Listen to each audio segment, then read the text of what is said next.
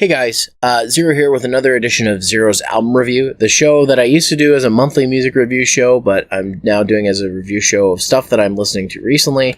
And today we're going to talk about Silverstein's A Shipwreck in the Sand, because I've been listening to this album again, and it's one that I initially didn't give a lot of attention. But it really is a wonderful album from front to back. And I'll start this off by saying, I initially listened to this album when it was new, back in, I think it was 2009 when this came out.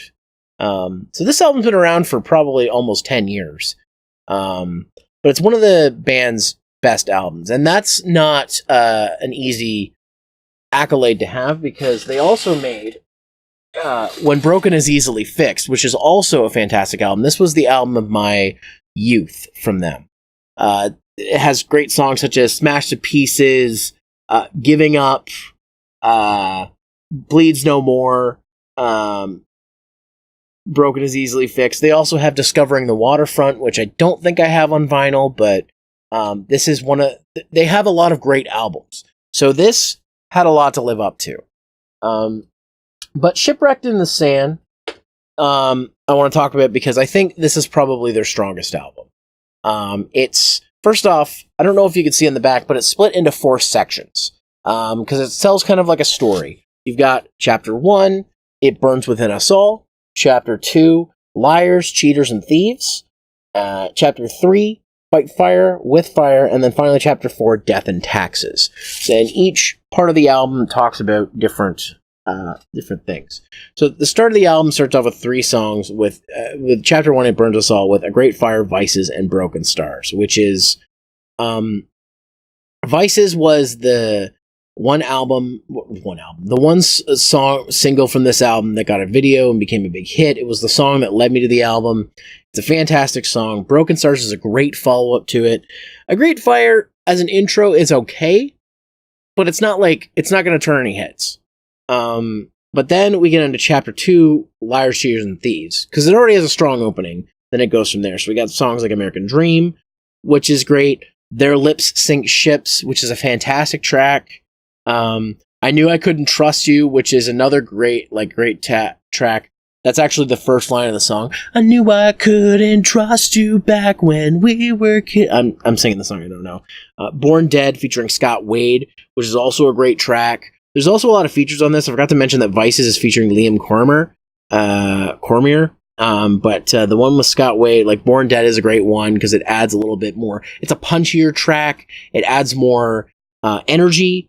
And then with Chapter 3 starts with Fight Fire with Fire, and the track is A Shipwreck in the Sand, which is kind of a little story track, and it ends with sort of like a hymning kind of thing. Like there's this backing part that goes, "This union, da na na na na." I can't think of it off the top of my head, but it adds like a great it's got a great emotional feel, and I think it's a really great track. The other tracks like I Am the Arsonist and You're All I Have are great tracks about stuff, about relationships and whatnot. And then finally, Chapter 4, Death and Taxes start with We Are Not the World, another great punchy track. A Hero Loses Every Day, which is another kind of somber track.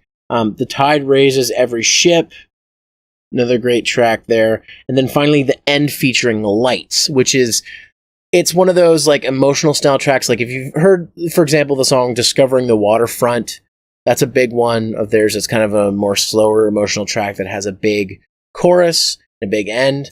And this is kind of like, I'd say the end with Lights is the follow-up to that. And I'm talking about Lights, the artist, which she was kind of big back when this album was coming out. I don't know if she's still big now, but, and I didn't really listen to a lot of her stuff because I wasn't really into her, but she's fantastic. She feels like she could be part of this band with the way she sings.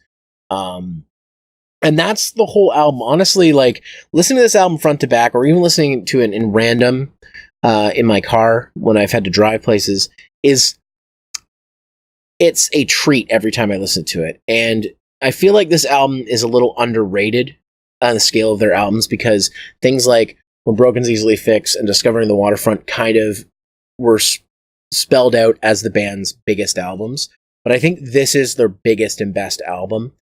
Is it my favorite? Well, I don't know. I have to let it sit for a longer than that to decide if this is my favorite. It's definitely one of my favorites, but my favorite of Silverstein's, that's hard to say because there's other iconic albums they've made.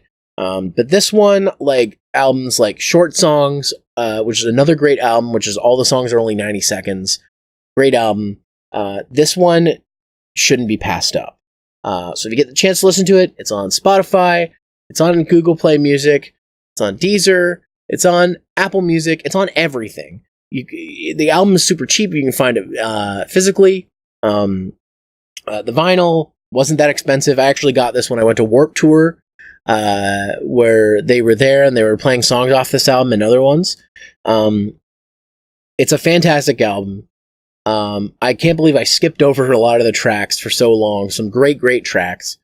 Check it out if you're a fan of Silverstein. If you're not sure, this is kind of like a post-hardcore, emo-core kind of album. So if that's not your thing, I don't blame you.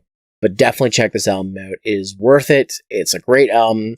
If I had to put it on a scale of 1 to 10, I'd probably say this is a soft 8 to a hard 8 to a soft 9.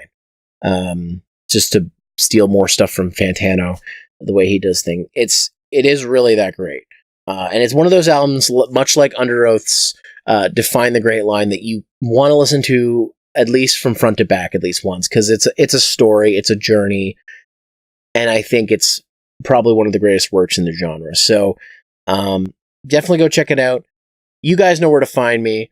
You can follow me on Facebook at Zeromaster fan page. Follow me on Twitter at Zeromaster. If you like what I do and you want to support my content, patreon.com/Zeromaster is a great place to start.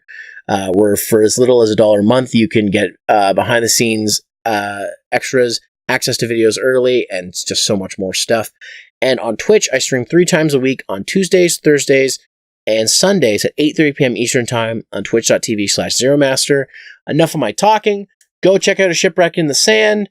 Take care. Have a good one.